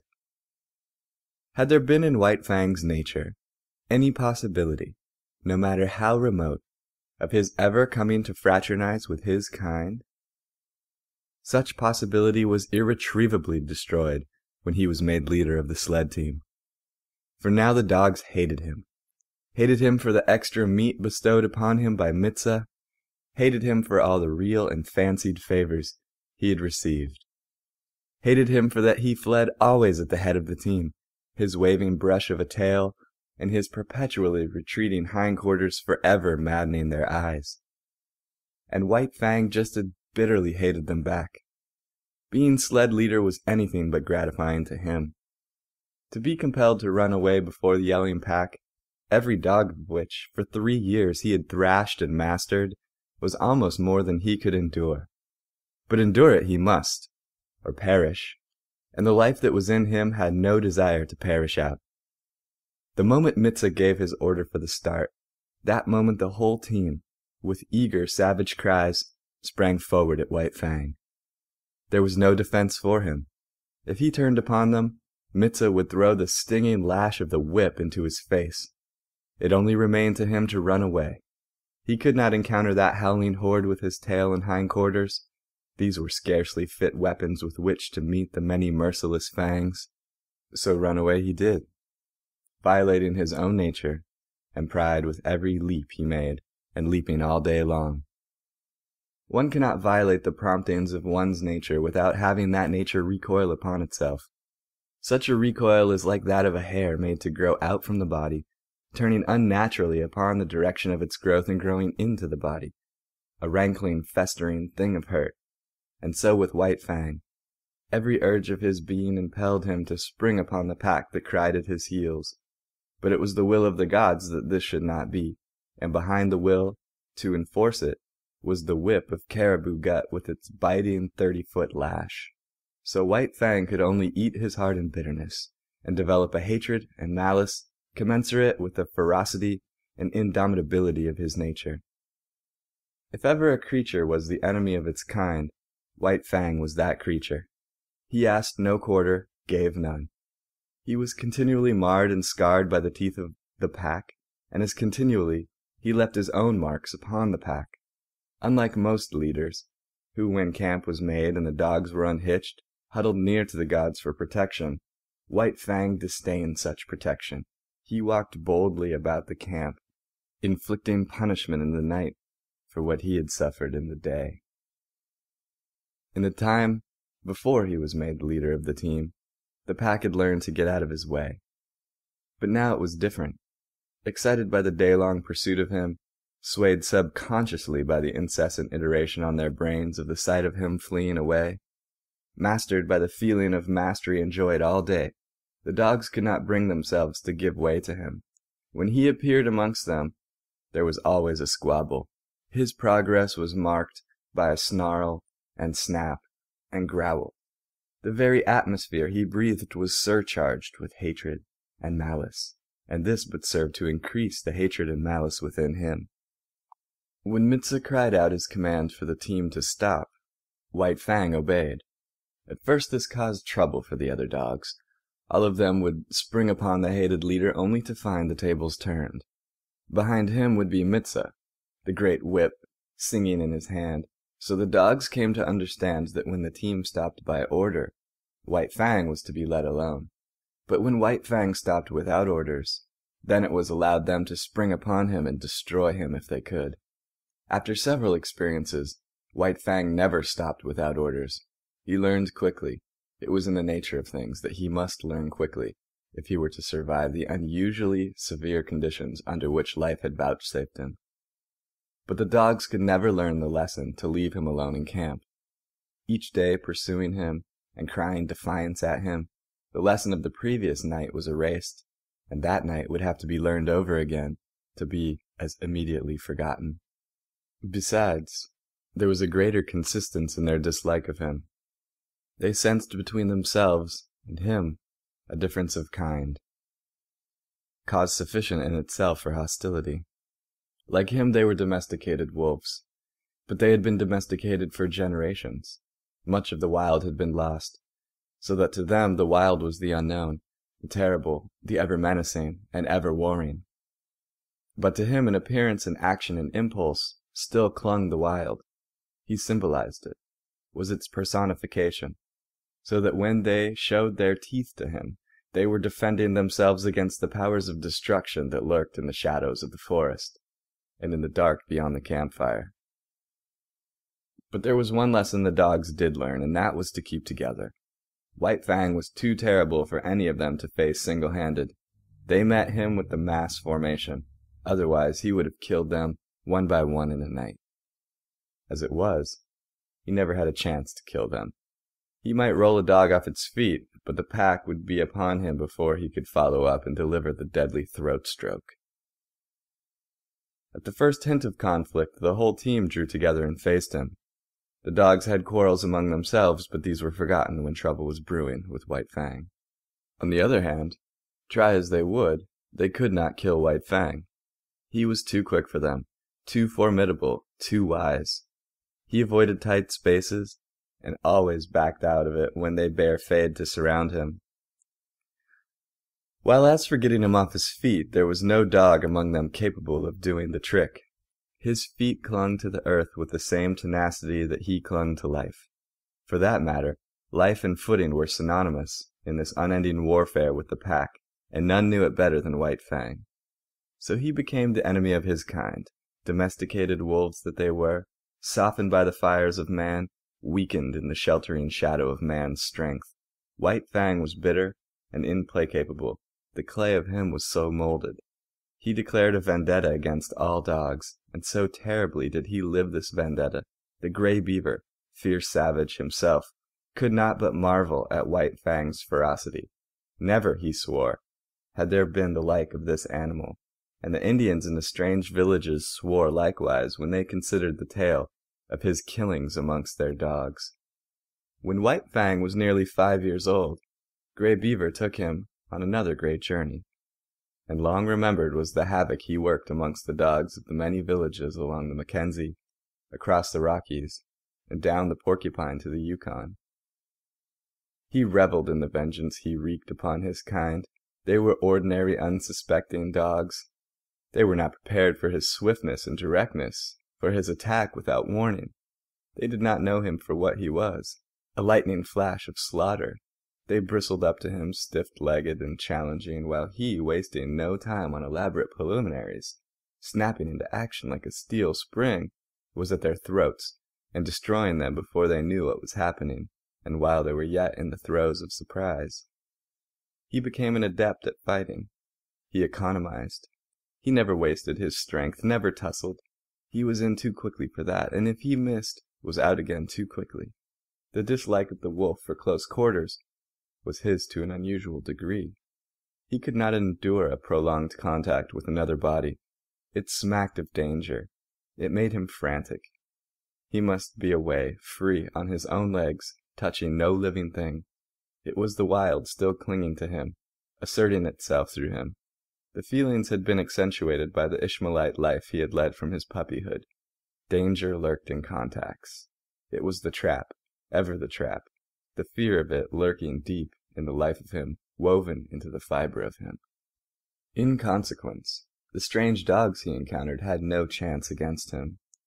He eluded their fangs. He got them or got away, himself untouched in either event. In the natural course of things there were exceptions to this. There were times when several dogs pitching on to him punished him before he could get away, and there were times when a single dog scored deeply on him. But these were accidents. In the main, so efficient a fighter he had become, he went his way unscathed. Another advantage he possessed was that of correctly judging time and distance. Not that he did this consciously, however. He did not calculate such things. It was all automatic. His eyes saw correctly, and the nerves carried the vision correctly to his brain. The parts of him were better adjusted than those of the average dog. They worked together more smoothly and steadily. He was a better, far better nervous, mental, and muscular coordination. When his eyes conveyed to his brain the moving image of an action, his brain, without conscious effort, knew the space that limited that action and the time required for its completion. Thus, he could avoid the leap of another dog, or the drive of its fangs, and at the same moment could seize the infinitesimal fraction of time in which to deliver his own attack. Body and brain, he was a more perfected mechanism. Not that he was to be praised for it. Nature had been more generous to him than the average animal, that was all. It was in the summer that White Fang arrived at Fort Yukon. Gray Beaver had crossed the great watershed between Mackenzie and the Yukon in the late winter, and spent the spring in hunting among the western outlying spurs of the Rockies. Then, after the breaking up of the ice on the Porcupine, he had built a canoe and paddled down the stream to where it effected its junction with the Yukon just under the Arctic Circle. Here stood the old Hudson Bay's company fort, and here were many Indians, much food, and unprecedented excitement. It was the summer of 1898, and thousands of gold hunters were going up the Yukon to Dawson and the Klondike. Still hundreds of miles from their goal, nevertheless, many of them had been on their way for a year, and the least any of them had traveled to get that far was 5,000 miles, while some had come from the other side of the world. Here Gray Beaver stopped. A whisper of the gold rush had reached his ears, and he had come with several bales of fur, and another of gut-sewn mittens and moccasins.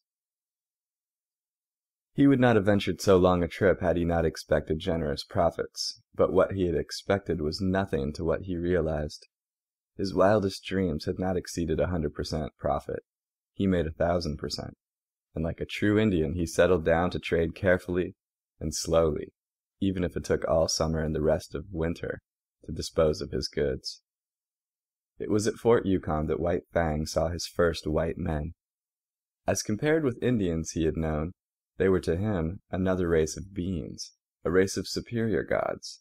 They impressed him as possessing superior power, and it is on power the Godhead rests.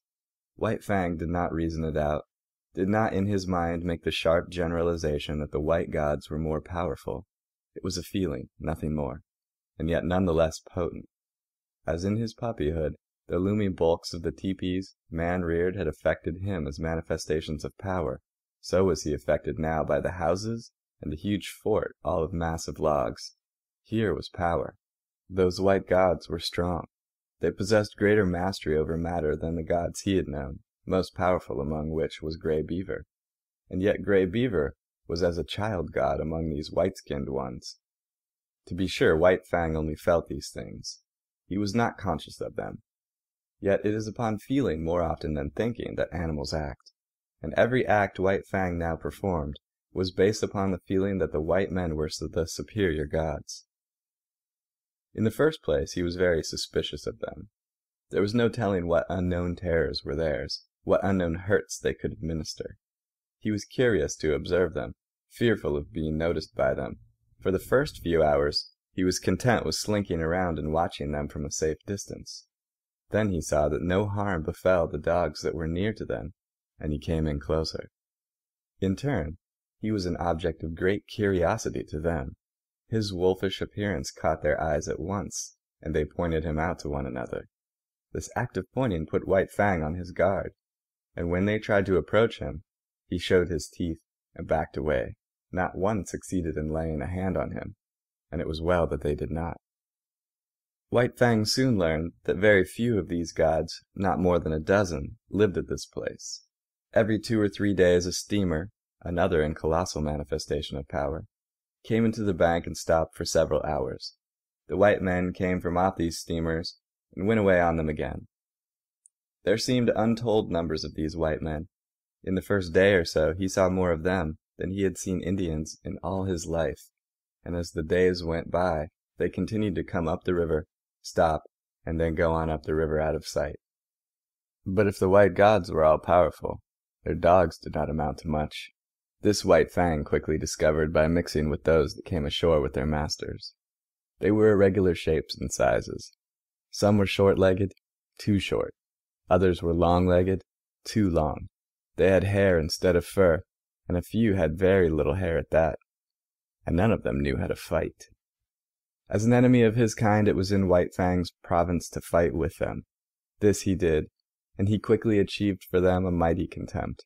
They were soft and helpless, made much noise, and floundered around clumsily, trying to accomplish by main strength what he accomplished by dexterity and cunning.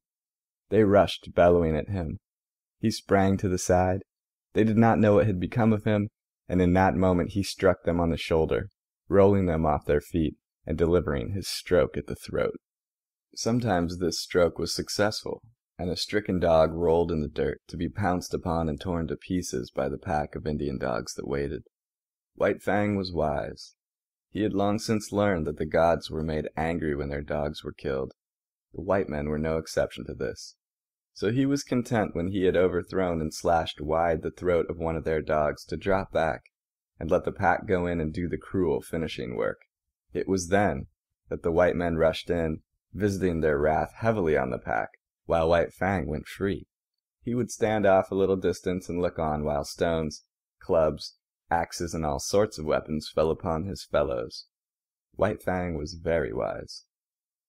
But his fellows grew wise in their own way, and in this White Fang grew wise with them. They learned that it was when a steamer first tied to the bank that they had their fun.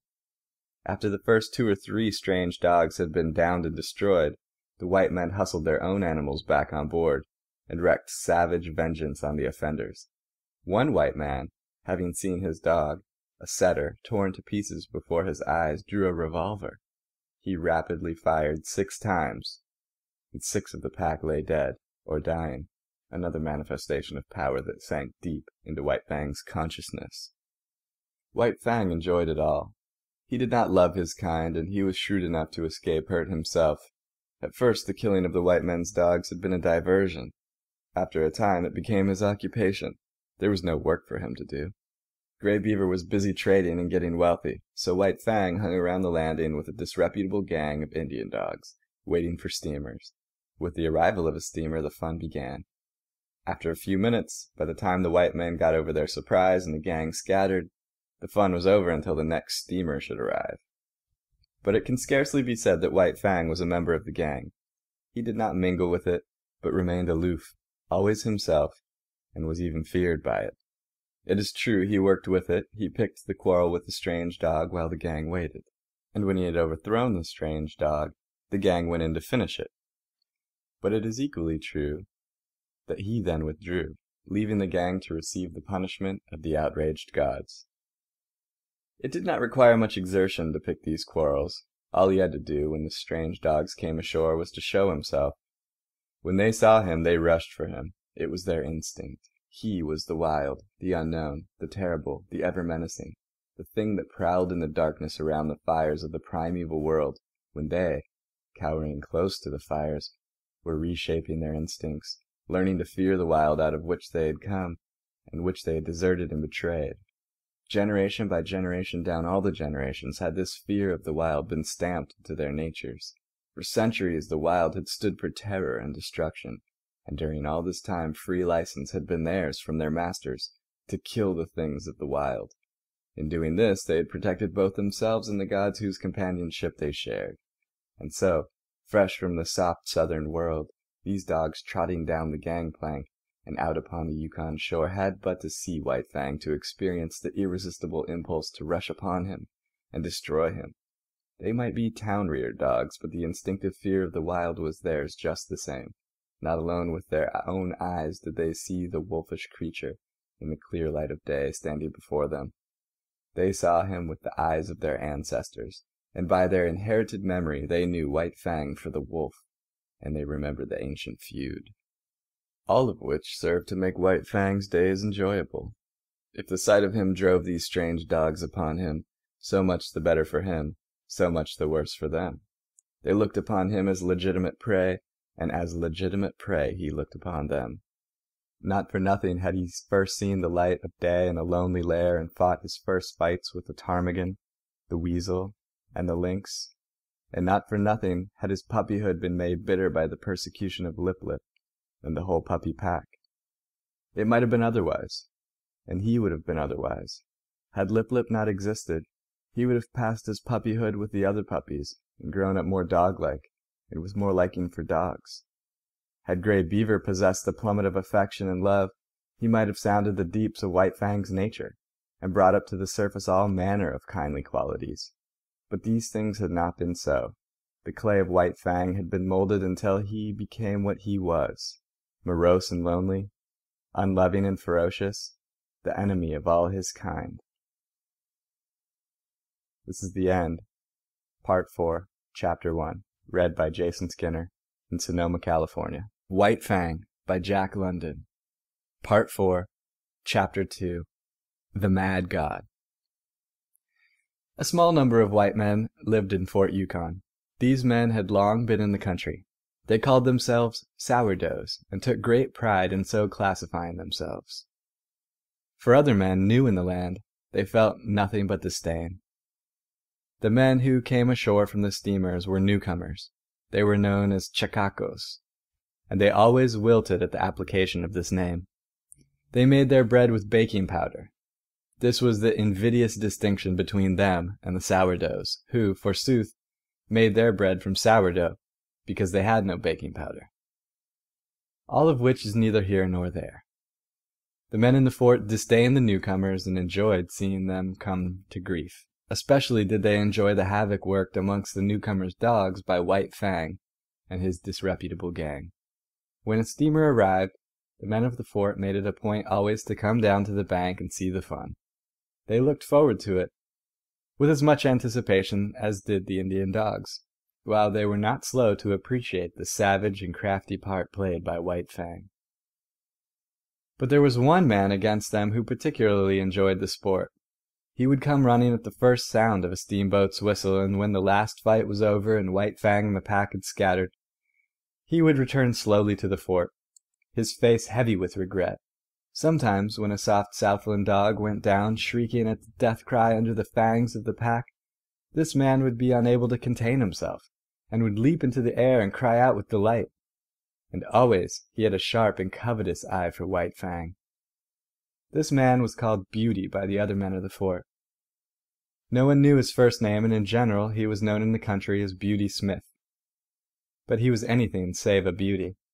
To antithesis was due his naming. He was preeminently unbeautiful. Nature had been niggardly with him. He was a small man to begin with, and upon his meagre frame was deposited an even more strikingly meagre head. Its apex might be likened to a point. In fact, in his boyhood, before he had been named Beauty by his fellows, he had been called Pinhead. Backward from the apex his head slanted down to his neck, and forward it slanted uncompromisingly to meet a low and remarkably wide forehead.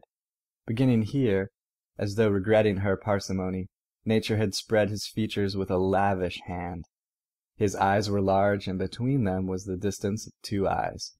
His face in relation to the rest of him was prodigious. In order to discover the necessary area, nature had given him an enormous prognathous jaw. It was wide and heavy, and protruded outward and down until it seemed to rest on his chest. Possibly this appearance was due to the weariness of the slender neck, unable properly to support so great a burden. This jaw gave the impression of a ferocious determination. But something lacked. Perhaps it was from excess, perhaps the jaw was too large. At any rate, it was a lie. Beauty Smith was known far and wide as the weakest of weak-kneed and sniveling cowards. To complete his description, his teeth were large and yellow, while the two eye-teeth, larger than the other fellows, showed under his lean lips like fangs. His eyes were yellow and muddy, as though nature had run short on pigments and squeezed together the dregs of all her tubes. It was the same with his hair, sparse and irregular of growth, muddy yellow, dirty yellow, raising on his head and sprouting out of his face in unexpected tufts and bunches, in appearance like clumped and wind-blown grain. In short, Beauty Smith was a monstrosity, and the blame of it lay elsewhere. He was not responsible. The clay of him had been so molded in the making. He did the cooking for the other men in the fort, the dishwashing, and the drudgery. They did not despise him, rather did they tolerate him in a broad human way, as one tolerates any creature evilly treated in the making. Also they feared him. His cowardly rages made them dread a shot in the back or poison in their coffee. But somebody had to do the cooking, and whatever else his shortcomings, Beauty Smith could cook. This was the man that looked at White Fang, delighted in his ferocious prowess, and desired to possess him. He made overtures to White Fang from the first. White Fang began by ignoring him. Later on, when the overtures became more insistent, White Fang bristled and bared his teeth and backed away. He did not like the man. The feel of him was bad. He sensed the evil in him and feared the extended hand and the attempts at soft-spoken speech. Because of all this, he hated the man. With the simpler creatures, good and bad are things simply understood. The good stands for all things that bring easement and satisfaction, and secrete from pain. Therefore, good is liked. The bad stands for all things that are fraught with discomfort, menace, and hurt, and is hated accordingly. White Fang's feel of Beauty Smith was bad. From the man's distorted body and twisted mind, in occult ways like mists raising from malarial marshes, came emanations of unhealth within. Not by reasoning, not by the five senses alone, but by other and remoter uncharted senses came the feeling to White Fang that the man was ominous with evil, pregnant with hurtfulness, and therefore a thing bad, and wisely to be hated. White Fang was in Grey Beaver's camp when Beauty Smith first visited it. At the faint sound of his distant feet, before he came in sight, White Fang knew who was coming and began to bristle. He had been lying down in an abandon of comfort, but he arose quickly, and as the man arrived, slid away in true wolf fashion to the edge of the camp. He did not know what they said, and he could see that the man and Grey Beaver were talking together. Once the man pointed at him, and White Fang snarled back as though the hand were just descending upon him, instead of being, as it was, 50 feet away. The man laughed at this, and White Fang slunk away to the sheltering woods, his head turned to observe as he glided softly over the ground. Grey Beaver refused to sell the dog. He had been rich with his trading and stood in need of nothing. Besides, White Fang was a valuable animal, the strongest sled dog he had ever owned and the best leader. Furthermore, there was no dog like him on the Mackenzie nor the Yukon. He could fight. He killed other dogs as easily as men killed mosquitoes. Beauty Smith's eyes lighted up at this, and he licked his thin lips with an eager tongue. No, White Fang was not for sale at any price. But Beauty Smith knew the ways of Indians. He visited Grey Beaver's camp often, and hidden under his coat was always a black bottle or so. One of the potencies of whiskey is the breeding of thirst, and Grey Beaver got the thirst. His fevered membranes and burnt stomach began to clamor for more and more of the scorching fluid, while his brain, thrust all awry by the unwanted stimulant, permitted him to go any length to obtain it. The money he had received for his furs and mittens and moccasins began to go. It went faster and faster, and shorter his money sack grew, the shorter grew his temper. In the end, his money, goods, and temper were all gone. Nothing remained to him but his thirst, a prodigious possession in itself, that grew more prodigious with every sober breath he drew. Then it was that Beauty Smith had talk with him again about the sale of White Fang. But this time the price offered was in bottles, not dollars. and Grey Beaver's ears were more eager to hear. "You catch 'em, dog. You take 'em, all right," was his last word. The bottles were delivered. But after 2 days, "You catch 'em, dog," were Beauty Smith's words to Grey Beaver. White Fang slunk into camp one evening and dropped down with a sigh of content. The dreaded white god was not there. For days his manifestations of desire to lay hands on him had been growing more and more insistent, and during that time White Fang had been compelled to avoid the camp. He did not know what evil was threatened by those insistent hands. He knew only that they did threaten evil of some sort, and that it was best for him to keep out of their reach. But scarcely had he laid down when Grey Beaver staggered over to him and tied a leather thong around his neck. He sat down beside White Fang, holding the end of the thong in his hand. In the other hand he held a bottle, which, from time to time, was inverted above his head to the accompaniment of gurgling noises. An hour of this passed when the vibrations of feet in contact with the ground foreran the one who approached. White Fang heard it first. He was bristling with recognition, while Grey Beaver still nodded stupidly. White Fang tried to draw the thong softly out of his master's hand, but the relaxed fingers closed tightly, and Grey Beaver roused himself. Beauty Smith strode into camp and stood over White Fang. He snarled softly up at the thing of fear, watching keenly the deportment of the hands. One hand extended outward and began to descend upon his head. His soft snarl grew tense and harsh.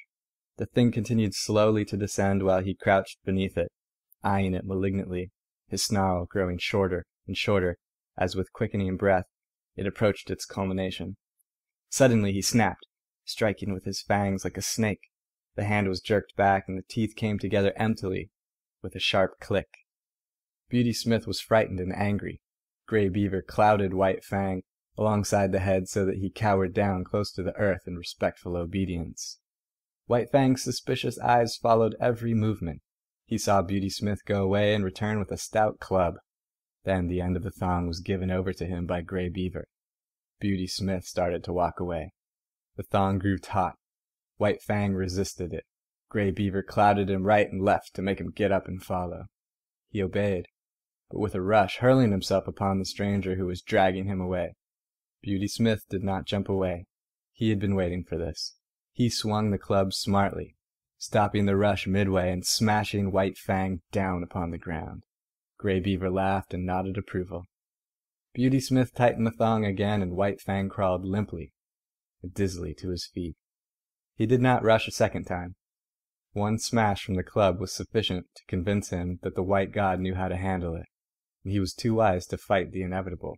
So he followed morosely at Beauty Smith's heels, his tail between his legs, yet snarling softly under his breath. But Beauty Smith kept a wary eye on him, and the club was held, always ready to strike. At the fort, Beauty Smith left him securely tied and went into bed. White Fang waited an hour, then he applied his teeth to the thong, and in the space of 10 seconds was free. He had wasted no time with his teeth. There had been no useless gnawing. The thong was cut across diagonally, almost as clean as though done by a knife. White Fang looked up at the fort, at the same time bristling and growling. Then he turned and trotted back to Grey Beaver's camp. He owed no allegiance to this strange and terrible god. He had given himself to Grey Beaver, and to Grey Beaver he considered he still belonged. But what had occurred before was repeated, with a difference. Grey Beaver again made him fast with a thong, and in the morning turned him over to Beauty Smith. And here was where the difference came in. Beauty Smith gave him a beating. Tied securely, White Fang could only rage futilely and endure the punishment. Club and whip were both used upon him, and he experienced the worst beating he had ever received in his life. Even the beating given him in his puppyhood by Grey Beaver was mild compared with this. Beauty Smith enjoyed the task. He delighted in it. He gloated over his victim, and his eyes flamed dully as he swung the whip or club and listened to White Fang's cries of pain and to his helpless bellows and snarls. For Beauty Smith was cruel in the way that cowards are cruel. Cringing and snivelling himself before the blows or angry speech of a man, he revenged himself in turn upon creatures weaker than he. All life likes power, and Beauty Smith was no exception. Denied the expression of power amongst his own kind, he fell back upon the lesser creatures, and there vindicated the life that was in him. But Beauty Smith had not created himself, and no blame was to be attached to him. He had come into the world with a twisted body and a brute intelligence. This had constituted the clay of him, and it had not been kindly molded by the world. White Fang knew why he was being beaten. When Grey Beaver tied the thong around his neck and passed the end of the thong into Beauty Smith's keeping, White Fang knew that it was his God's will for him to go with Beauty Smith. And when Beauty Smith left him tied outside the fort, he knew that it was Beauty Smith's will that he should remain there. Therefore, he had disobeyed the will of both the gods and earned the consequent punishment. He had seen dogs change owners in the past, and he had seen the runaways beaten as he was being beaten. He was wise, and yet in the nature of him there were forces greater than wisdom. One of these was fidelity. He did not love Grey Beaver, yet even in the face of his will and his anger he was faithful to him. He could not help it. This faithfulness was a quality of the clay that composed him. It was the quality that was peculiarly the possession of his kind, the quality that set apart his species from all other species, the quality that has enabled the wolf and the wild dog to come in from the open and be the companions of man. After the beating, White Fang was dragged back to the fort, but this time Beauty Smith left him tied with a stick. One does not give up a god easily, and so with White Fang. Grey Beaver was his own particular god, and in spite of Grey Beaver's will, White Fang still clung to him and would not give him up. Grey Beaver had betrayed and forsaken him, but that had had no effect upon him. Not for nothing had he surrendered himself body and soul to Grey Beaver. There had been no reservation on White Fang's part, and the bond was not to be easily broken. So in the night, when the men in the fort were asleep, White Fang applied his teeth to the stick that held him. The wood was seasoned and dry, and it was tied so closely to his neck that he could scarcely get his teeth to it. It was only by the severest muscular exertion and neck arching that he succeeded in getting the wood between his teeth, and barely between his teeth at that. And it was only by the exercise of an immense patience, extending through many hours, that he succeeded in gnawing through the stick. This was something that dogs were not supposed to do. It was unprecedented. But White Fang did it trotting away from the fort in the early morning, with the end of the stick hanging to his neck. He was wise. But had he been merely wise, he would not have gone back to Grey Beaver, who had already twice betrayed him. But there was his faithfulness, and he went back to be betrayed yet a third time. Again he yielded to the tying of a thong around his neck by Grey Beaver, and again Beauty Smith came to claim him, and this time he was beaten even more severely than before. Grey Beaver looked on stolidly while the white man wielded the whip. He gave no protection. It was no longer his dog. When the beating was over, White Fang was sick. A soft Southland dog would have died under it, but not he. His school of life had been sterner, and he was himself of sterner stuff. He had too great vitality. His clutch on life was too strong, but he was very sick. At first he was unable to drag himself along, and Beauty Smith had to wait half an hour for him, and then, blind and reeling, he followed at Beauty Smith's heels back to the fort. But now he was tied with a chain that defied his teeth, and he strove in vain by lunging to draw the staple from the timber into which it had been driven. After a few days sober and bankrupt, Grey Beaver departed up the Porcupine on his long journey to the Mackenzie. White Fang remained on the Yukon, the property of a man more than half mad and all brute. But what is a dog to know in its consciousness of madness? To White Fang, Beauty Smith was a veritable if terrible god. He was a mad god at best, but White Fang knew nothing of madness. He knew only that he must submit to the will of this new master, obey his every whim and fancy. End of Part 4, Chapter 2.